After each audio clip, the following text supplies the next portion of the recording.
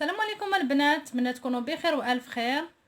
صراحه اليوم جيت نقدم معكم واحد العصير ديال الحامض، صراحه اللي كيجي منعش وزوين، ونتمنى من الله يعجبكم.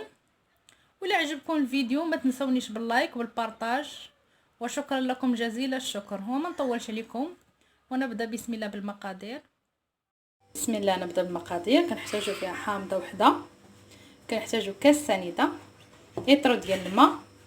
الحامضه تكون متلجه باش كيجي العصير ديالنا منعش صراحه وهائل.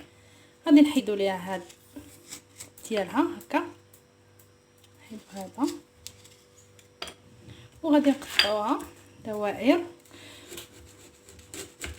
ونحيدوا ليها كاع داك العظام، نخليو حتى شي عظام يفلت لينا باش ما يجيناش العصير ديالنا مر. وغادي نقطعوها، نحيدوا هاد هكايا وغادي نقطعوها وغادي نطحنوا وغادي نصفيو ونرجعو نكملوا معكم. تبعوها كامله هكا ونقيوها نطحنوه مع كاس ديال السنيده ونرجعو نكملوا معكم.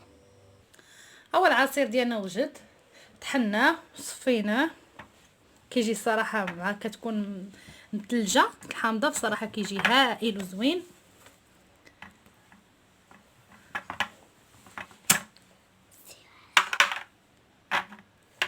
كيجي منعش،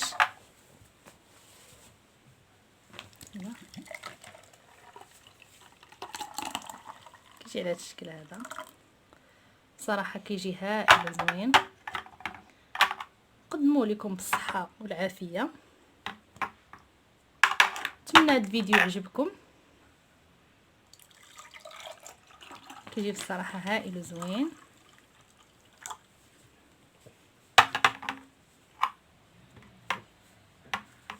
والسلام عليكم ورحمه الله تعالى وبركاته.